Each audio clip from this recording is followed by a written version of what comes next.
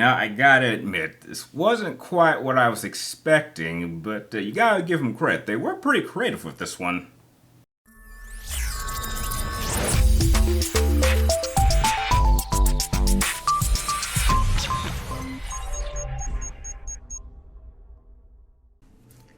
The original Alan Wake was released all the way back in 2010 for the Xbox 360, and even though back then I would have considered myself to be a massive PlayStation fanboy, apart from Halo, Alan Wake was the only other game for that console that I really wanted to play. I would finally get my chance to play this game 3 years ago back in 2021 on the PlayStation 5, and it was well worth the wait to become easily one of the best games I played that year. Jump ahead 2 years later, and Alan Wake 2 would finally be released, but only on digital. And due to my personal stances against digital-only gaming, I had to wait an entire year until I was able to get my hands on a physical copy of this game. Now that I've had a chance to play this, I can openly admit that while Alan Wake 2 is not quite the sequel I was hoping for, I do applaud Remedy Entertainment for being as ambitious as it was and bringing not only a completely different vibe from the first game and going all out and not only expanding the world of this game, but connecting it to other Remedy Entertainment games, creating its own version of a cinematic universe amongst not only games from its past, but future games certain to come. The primary story for Alan Wake 2 takes place 13 years after the events of the first game, and this time follows two protagonists this time around. The newest protagonist is FBI Special Agent Saga Anderson, who has traveled to the city of Bright Falls in order to investigate a series of ritual-style murders with her fellow FBI partner Casey.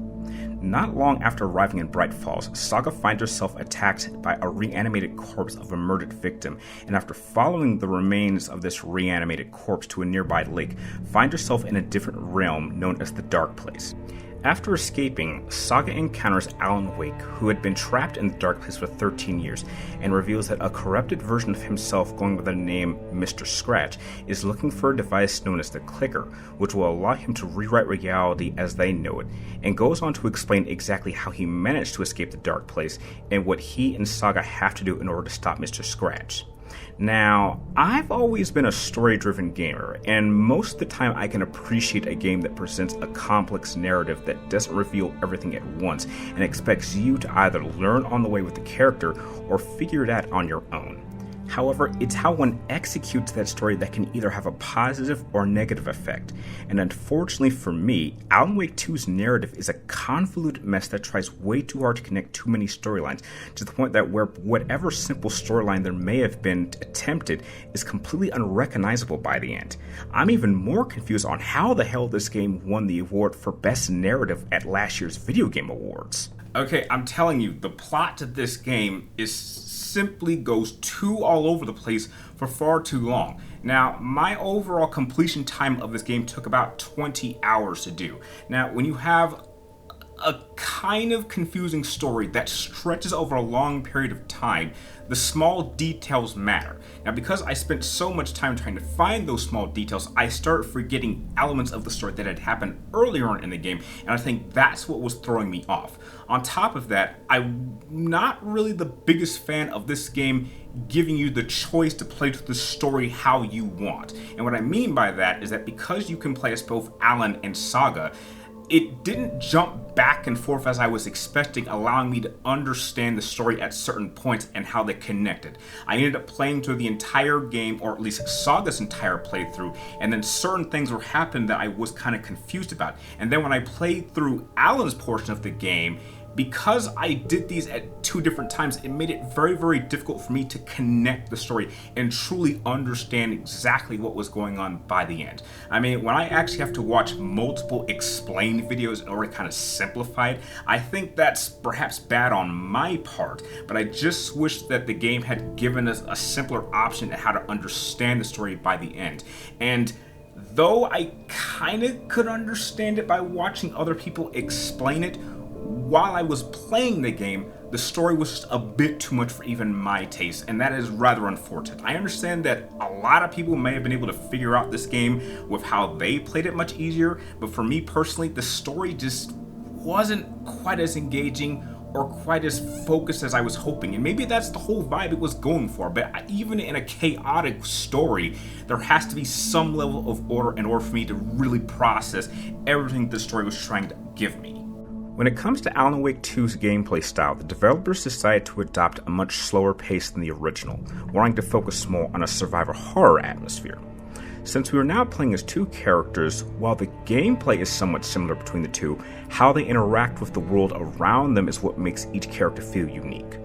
Saga is much more traditional when it comes to exploration of the world and feels more like the original game. Apart from the boss fights and some wolves that you will only really encounter in the forest areas while exploring, the variety of enemies, much like the original, is quite small, with the majority of the enemies being the locals that have been corrupted by the Dark Place and are changed to what are called Taken, with you need to use your flashlight and other accessories in order to remove their protection before you can finish them off with your collection of firearms.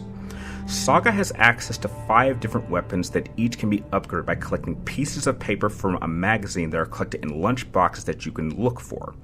As you progress through the game, Saga will need to use her detective skills in order to analyze clues and people that you encounter. This is where Saga's Mind Palace comes into play.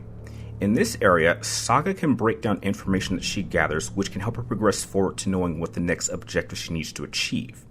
When it comes to Alan's gameplay, since the majority of his time takes place in the Dark Place, you'll be spending the majority of your time needing to explore how to progress forward and exactly what Mr. Scratch's plans are. The enemies here are what I like to call shadows, which are, in my opinion, much trickier to deal with. And the reason that this is because you're never really sure which shadows are hostile and which ones are there to distract you. And because you are given a limited amount of resources, you will find yourself needing to be always on alert. But much like Saga's Mind Palace technique, Alan can use his own mind ability, which he refers to as the Writer's Room. And in this area, he's actually able to rewrite certain details of a specific location, which can then open up new pathways for Alan to explore forward. Alan can also use his angel lamp to absorb light sources, which can also open up new pathways that Alan can use to progress. Now, what's interesting is that you can actually switch between these two characters anytime you want by visiting safe rooms, allowing you to play through the story however you want. However, in my personal experience, this did bring up a couple of specific problems. Okay, now going back to an earlier point when I was going over the story, it's an interesting idea that developers gave us the power to play through the story how we want it, with the ability of switching between Saga and Alan. During my personal playthrough, I played through all of Saga's storyline of the game, and then I played through Alan's part. Now, the problem with doing it that way was that by the time I got to the end portion of Saga's, there were a number of things that happened in her storyline that seemed to connect with Wake but weren't really clear. So because I went through all of Saga's and then Alan's playthrough, I had a hard time kind of knowing exactly at what point of these stories are they connecting between the two characters, so that by the end I was like, okay, we have both these characters at this point in the story at the same time, but I can't quite connect exactly how all of their prior connections at different points in the story were able to connect, and I think that was a problem with the gameplay. Another thing that I have a problem with was the movement of the characters. Now, they took away the stamina bar for the run action from the first game. Now, you might think that was good, but these characters, even at their fastest pace, were really slow. Like, their jogging was really slow. And with maps that are the size that they present here, one major problem was, which is a mega no-no, was there was no fast travel. They could have easily have used the safe spots in order to travel. Now, I guess in a sense, maybe that doesn't make logical sense because this is supposed to be in a somewhat grounded world, but I really feel that having a fast travel would have made exploration much easier, especially with how slow these characters are moving. Now, don't worry. In combat, they did add a dodge function that I thought was very helpful, and I think that the combat aspect worked just fine. But just exploration and getting around places just could have been a lot smoother and would have made my overall experience of Alan Wake much more enjoyable. Now, since I was able to pick up a physical copy of Alan Wake 2, I was able to play all the DLC content that came with the game. Each of them feels very different from the other, but both do a really good job at adding even more connections between Alan Wake and Control, with the Night Springs DLC allowing us to play as Jesse from Control, giving us a few small details of what you can expect from the upcoming Control 2, while the Lake House DLC takes place right before the events of Alan Wake 2 and has you take control of an FBC agent as she explores the underground FBC facility and find out what exactly happened to the research team there. When it comes to Alan Wake 2's visuals and level design, Remedy Entertainment Studios did an incredible job creating a game that has a unique setting that creates an atmosphere of true confusion while presenting all kinds of weird pathways and even stranger moments that really add to the world of Alan Wake franchise has been known for. The soundtrack for this game really adds to the tension of several moments, and it was always nice to hear music from one of my personal favorite bands of all time that I was first introduced to all the way back in 2003 with Max Payne 2, and has been a staple element of nearly every game since then. While it did lack in a number of departments for me, I can completely understand why others have had an amazing time with this game, like many others, and I look forward to see where this gaming universe goes next.